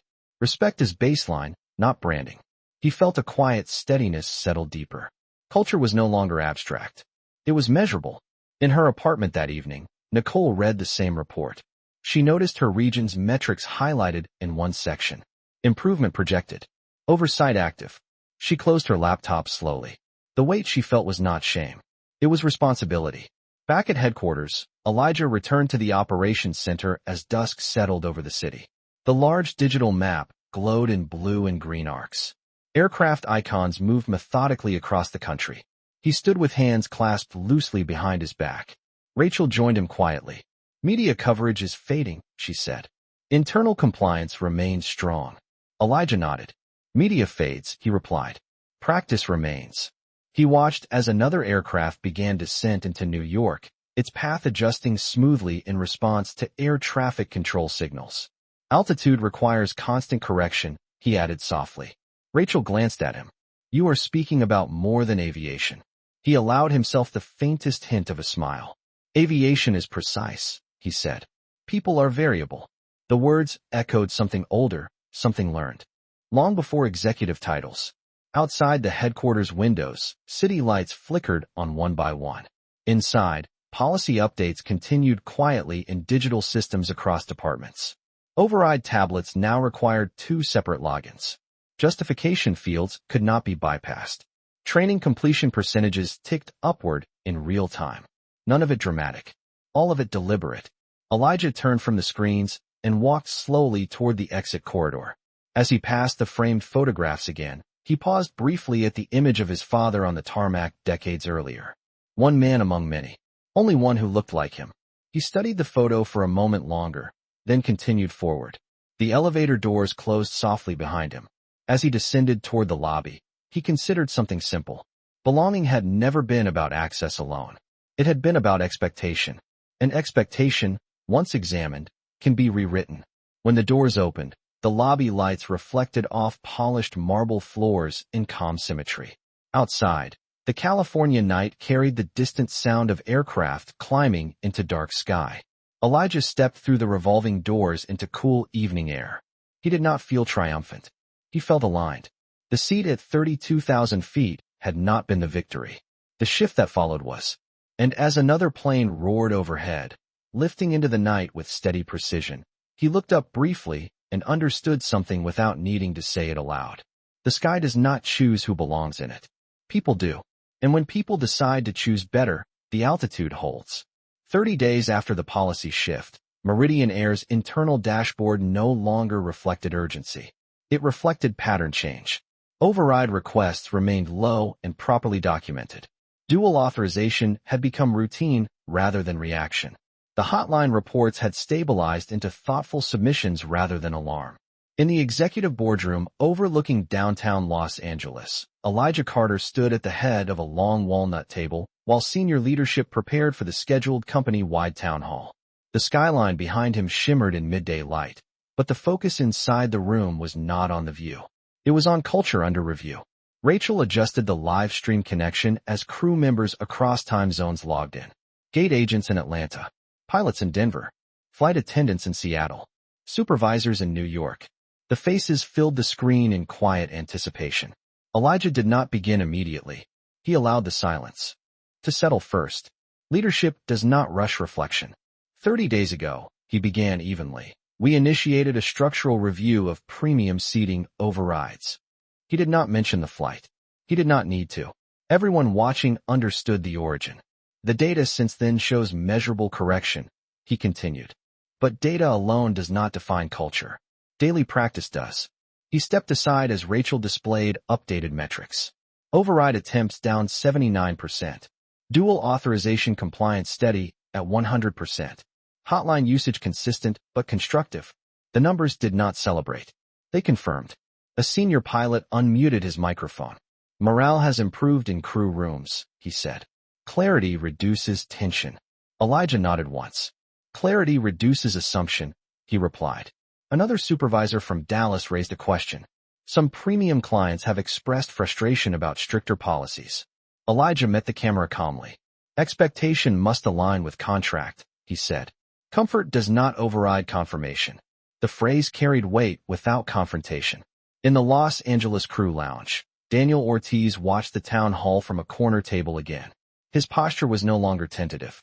He had become part of a culture recalibration, not an outlier within it. He listened closely as Elijah continued. We are not in the business of elevating some at the expense of others, Elijah said. We are in the business of honoring what has been confirmed. He paused briefly before adding, belonging is procedural, not preferential. In a modest apartment across town, Nicole Hayes watched the live stream from her kitchen table. Her suspension had been partially lifted after retraining completion, but she had not yet returned to cabin lead duties. She listened carefully, not with defensiveness, but with recalibration. When Elijah opened the floor for direct questions, she hesitated for a moment before typing into the virtual queue. Her name appeared on the screen. Rachel glanced at Elijah, who nodded slightly. Nicole's video feed activated. She appeared composed but earnest. "I want to ask," she said quietly, "how we move forward without labeling every misstep as bias." The room grew still. It was not a hostile question. It was a human one. Elijah's gaze remained steady. "We move forward by examining impact before labeling intent," he replied. "Bias is not always malicious. It is often habitual. Our responsibility is to interrupt habit." Nicole absorbed that, nodding slowly. "And if we fail again?" she asked. Elijah did not hesitate. "Then we correct again. Faster." There was no condemnation in his tone, only expectation. In the operations center downstairs, override metrics continued updating in real time. Each confirmed seat assignment held steady like a contract honored. The town hall continued for nearly an hour. Questions ranged from operational logistics to customer communication scripts. Elijah answered each without theatrics. He did not defend the past. He outlined the future. "Precision is our brand," he said at one point. "Equity must be as precise as our flight paths." The line lingered across digital screens nationwide. When the town hall concluded, employees did not log off immediately. Many remained seated, reflecting. In the crew lounge, Daniel closed his laptop and looked out toward the runway where aircraft taxied in disciplined lines. He felt something unfamiliar but grounded. The system he worked within had changed in ways he could measure. In her apartment, Nicole shut her screen and remained seated for a long moment. She did not feel targeted. She felt instructed. The memory of the gate moment had shifted in her mind from embarrassment to lesson. Back in the executive boardroom, senior leaders gathered around Elijah as the live stream ended. One board member leaned forward. "The media has moved on," he said quietly. "Public attention has faded." Elijah looked toward the skyline beyond the glass. "Good," he replied. "Sustained change should not require audience." Rachel handed him a printed summary of the quarterly transparency report ready for final distribution. He reviewed it once more, ensuring the language remained firm without self-congratulation. He circled one sentence and adjusted it. Instead of saying corrective measures have restored trust, he changed it to corrective measures are reinforcing trust. Trust was not restored in a month. It was reinforced through repetition. Later that afternoon, Elijah returned to Los Angeles International Airport unannounced once more. He walked through Terminal B with the same hoodie, the same calm stride. Boarding had begun for a flight to New York. He stood near the gate area, observing without interference. A family approached the counter, their teenage son holding a first-class boarding pass with visible pride. The gate agent scanned it and smiled. "Enjoy your seat," she said warmly. No hesitation. No second look. Just confirmation. Elijah watched quietly. Further down the counter, a platinum tier traveler asked about upgrading. The agent checked the manifest and responded, "All premium seats are confirmed. I am unable to displace anyone." The traveler nodded and stepped aside. Policy held. Not because of fear, because of habit forming. Elijah allowed himself the smallest breath of satisfaction. Not triumph. Alignment. As the aircraft pushed back from the gate, he stepped toward the large terminal window overlooking the runway. Engines roared to life. The plane began its steady acceleration. He thought about the first time he had stood on a tarmac as a child beside his father. The heat from the engines. The smell of fuel. The understanding that precision keeps planes airborne. But precision is chosen. It is practiced. It is protected. His phone vibrated once more. Rachel's message appeared. Transparency report live. Employee engagement positive. Elijah typed back a simple response. Continue monitoring. The aircraft lifted into the sky, climbing into pale afternoon blue. He watched it rise without needing applause to validate the change beneath it. Around him, travelers moved through the terminal unaware of policy updates and compliance dashboards.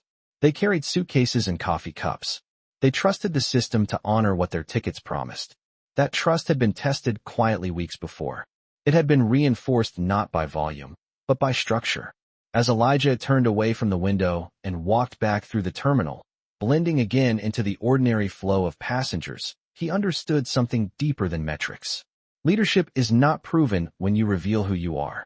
It is proven when you reshape what others assume. The gate moment had not defined him. The response had. And as another aircraft climbed overhead, steady and level against the vast California sky, he carried forward the same calm certainty he had held in seat 2A. Silence is not submission. It is strength waiting for structure. 60 days after the gate incident, Meridian Air no longer felt like a company reacting to a moment. It felt like a company operating under a new standard. The quarterly transparency report had circulated. Override metrics had stabilized at sustainable levels. Dual authorization had become instinct rather than instruction. But Elijah Carter understood something essential. Stability is not the same as permanence. Culture requires reinforcement at the moment when vigilance begins to relax. On a clear Thursday morning, he stood once again at Los Angeles International Airport, this time not observing from a distance, but boarding a cross-country flight scheduled to depart at 9:15 a.m. He wore the same charcoal hoodie, the same white sneakers, the same unassuming posture that had once triggered assumption. His boarding pass displayed 2A. Confirmed. Verified. Executive clearance attached. As he approached the gate, the agent scanning passes looked up briefly, met his eyes, and smiled evenly. "Good morning, Mr. Carter," she said. The tone was neither exaggerated nor hesitant. It was precise, professional. The skin beeped green. No pause. No second look. Inside the jet bridge, he walked at a steady pace, not anticipating confrontation but not ignoring the memory either. The aircraft door stood open under bright cabin lights. A flight attendant greeted him with practiced warmth. "Welcome aboard." No flicker of doubt. No recalibration of posture. Just service anchored in verification. He stepped into first class and found seat 2A waiting exactly as it should. The cabin filled gradually. Business travelers with laptops. A mother traveling with her daughter. An older couple reviewing printed itineraries. Normal movement. Normal sound. Yet Elijah remained attentive to the smallest details.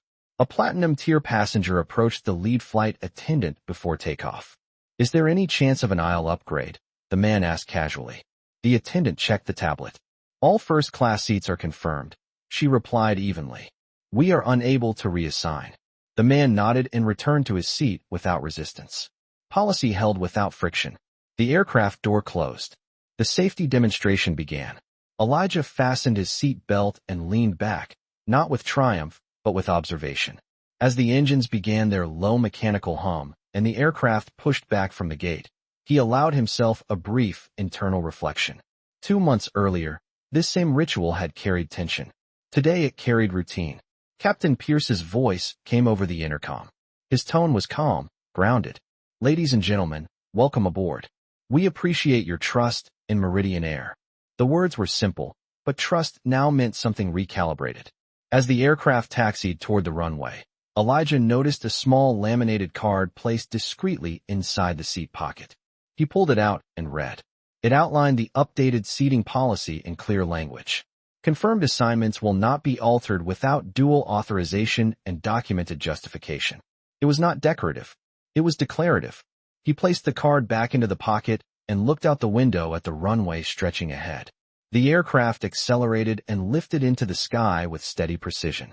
No turbulence. No hesitation. Just lift responding to thrust and balance. At cruising altitude, a young flight attendant approached with beverage service. Her name tag read Amelia Grant. "Would you like anything to drink, sir?" she asked politely. "Water is fine," he replied. She returned moments later and placed the glass on his tray table carefully. "Thank you for flying with us," she added, her tone unforced. He studied her expression briefly. There was no recognition of hierarchy, only clarity of role. Several rows behind him, Daniel Ortiz moved through the aisle assisting passengers. Their eyes met briefly. A silent acknowledgement passed between them. Not about the past. About the present holding steady. Mid-flight, the cabin experienced a brief pocket of light turbulence. The aircraft adjusted smoothly. Seatbelt sign illuminated. No panic. Just correction responding to change. Elijah watched the subtle recalibration with a quiet understanding. Culture, like flight, requires constant micro-adjustments. It is never static. As the flight progressed, he opened his laptop and reviewed the latest override audit summary. Compliance remained consistent across regions. The Northeast Corridor showed measurable improvement under centralized oversight. Retraining completion had reached 98% system-wide. He closed the laptop and allowed his gaze to rest on the cabin. Conversations hummed softly. Laptops clicked. Coffee cups rested steady on tray tables. No one appeared displaced. No one appeared scrutinized. The equilibrium felt earned. As descent into New York began, Captain Pierce's voice returned through the intercom. "We will be landing shortly. Thank you for your cooperation and for choosing Meridian Air." Cooperation. Choice. Trust. Words that now carried procedural reinforcement behind them. The aircraft touched down smoothly on the runway, tires meeting asphalt with practiced grace. Taxiing toward the gate, Elijah observed the crew's coordination. Clear communication. Measured pace. No shortcuts. When the aircraft parked and the seatbelt sign dimmed, passengers began to rise in orderly sequence. A man in first class paused briefly beside Elijah's seat. "They have been consistent lately," he said quietly. Elijah glanced at him. "Consistency builds trust," he replied. The man nodded and moved on. Elijah waited until the aisle cleared before standing. He stepped into the jet bridge without urgency. Inside the terminal, movement resumed its familiar rhythm. He walked toward the executive lounge, blending again into anonymity. His phone vibrated with a message from Rachel. "Audit steady. Media silent. Culture stabilizing." He typed back. "Continue oversight." In the New York crew lounge, Daniel completed post-flight checks and glanced at the seating compliance log. All confirmed assignments honored. No override requests submitted. He allowed himself a brief breath of relief before logging off. In Los Angeles, Nicole Hayes completed her final reinstatement interview with compliance. "What have you learned?" the facilitator asked. Nicole answered carefully. "That belonging is not mine to evaluate. It is mine to verify." The facilitator nodded. "And if a request conflicts with confirmation?" Nicole did not hesitate. "Confirmation stands." Back in the New York executive lounge, Elijah stood by a window overlooking the busy runway. Aircraft lifted and descended in disciplined arcs against a pale afternoon sky. He thought back to the moment that began this recalibration. The sentence delivered without hesitation. The stillness that followed. The correction that came not from volume, but from structure. He did not need to revisit it often. The evidence of change surrounded him. His phone vibrated one more time. "Chairman Holloway, the board has voted unanimously to formalize the dual authorization policy permanently across all premium routes," the message read. Elijah looked out at the runway one final time before responding. "Good." He placed the phone in his pocket and stepped away from the window. Leadership, he understood, is not about the moment you reveal power. It is about the moment you redefine expectation. As he walked through the lounge and back into the terminal, the steady rhythm of travel continued around him. Boarding calls echoed. Suitcases rolled. Planes climbed into open sky. And for the first time since that gate confrontation, he felt no need to observe for correction. The system was holding. Not because of fear. Not because of scrutiny. But because the structure now matched the standard. As another aircraft roared overhead, ascending into clear air, Elijah adjusted the strap on his bag and moved forward with the same calm certainty that had anchored him in seat 2A. Silence had never been surrender. It had been the beginning of recalibration. 3 months after the day at the gate, Meridian Air no longer referenced the incident in meetings. It did not need to. The policy lived on its own. Override metrics had settled into predictable ranges. Dual authorization had become muscle memory. Language in crew channels had shifted from coded familiarity to documented clarity. And on a clear autumn afternoon in New York, Elijah Carter stood once more near a wide terminal window, watching aircraft move in steady choreography against a pale blue sky. The air outside shimmered slightly above the runway as a narrow-body jet accelerated and lifted into clean ascent. He did not think about confrontation anymore. He thought about continuity. His phone vibrated softly in his hand.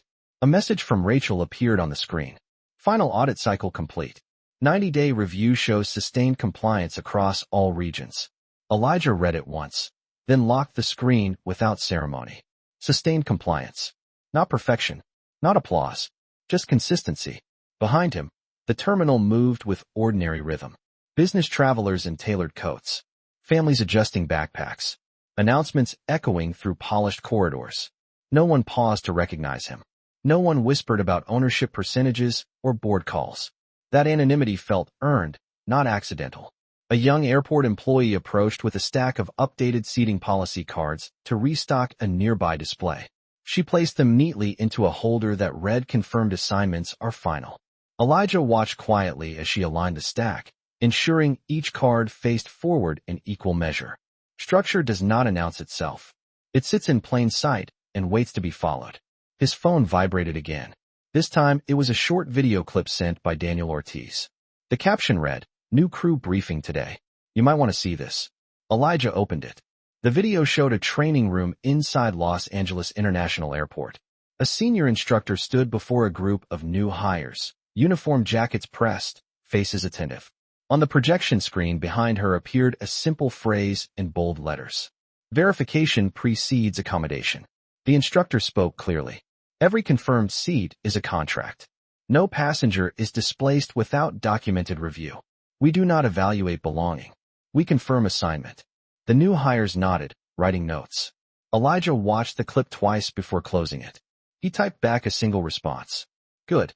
In a small apartment across town, Nicole Hayes stood before a mirror adjusting her uniform jacket. Her reinstatement had been finalized that morning after 90 days of monitored review. She no longer carried the weight of suspension. She carried the awareness of correction. Before leaving for her shift, she paused briefly, remembering the sentence that had once left her mouth without examination. "You do not belong in this cabin." The memory no longer stung. It instructed.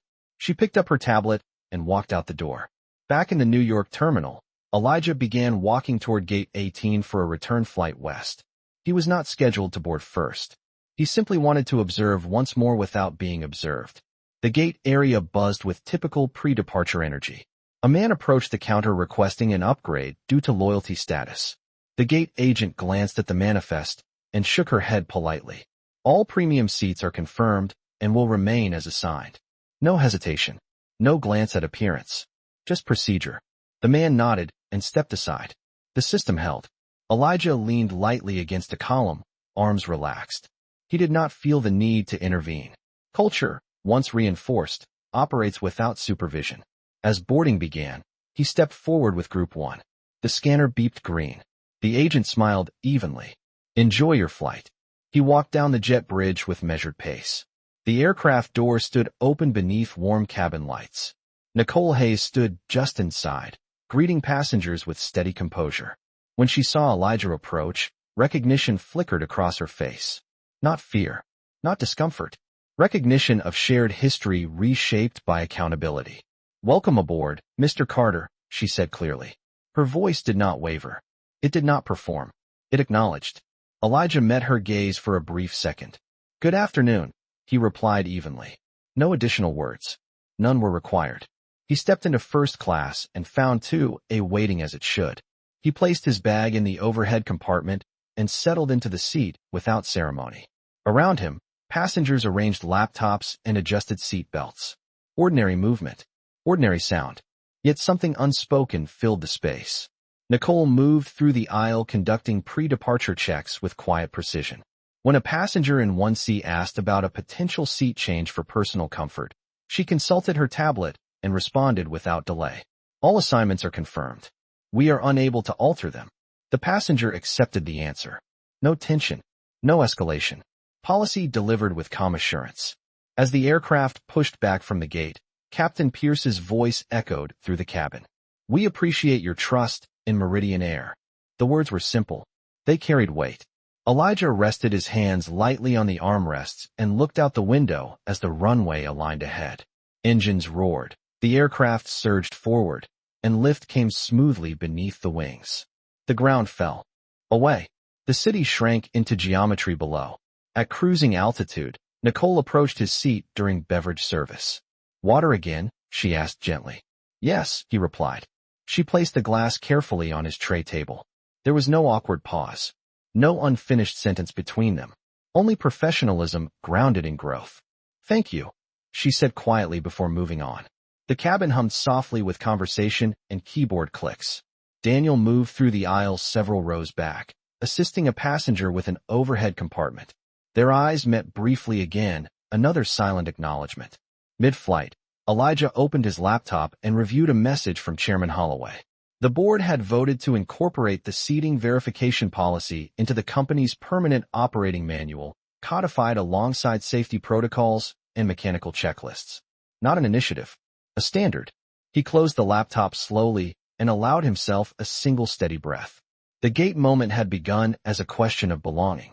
It had ended as a recalibration of expectation. As descent into Los Angeles began, the cabin lights dimmed slightly and seat backs returned to upright position. Elijah looked around at the passengers seated comfortably in confirmed assignments. No one seemed displaced. No one seemed scrutinized. The equilibrium felt natural now. The aircraft touched down smoothly on the runway, tires meeting asphalt with familiar grace. Taxiing toward the gate, the city skyline glowed under late afternoon sun. When the seatbelt sign dimmed, passengers rose in orderly fashion. Elijah remained seated a moment longer, observing without tension. Nicole stood near the galley, posture confident but measured. When the aisle cleared, Elijah stood and stepped forward. At the aircraft door, Nicole met his gaze one last time. "Have a good evening," she said. He nodded once. "You as well." He stepped into the jet bridge and into the steady rhythm of the terminal beyond. No cameras, no headlines, no raised voices, just structure holding firm. As he walked through the concourse, an aircraft roared overhead, climbing into the wide California sky. He did not look back toward the gate. He did not need to. The seat at 32,000 feet had never been the true measure of power. The recalibration that followed was. And as he merged into the flow of travelers beneath bright terminal lights, hoodie unchanged, posture steady, he carried forward the same quiet certainty that had anchored him from the beginning. Belonging is not granted by perception. It is protected by principle. And when principle is written into policy, the sky holds steady for everyone.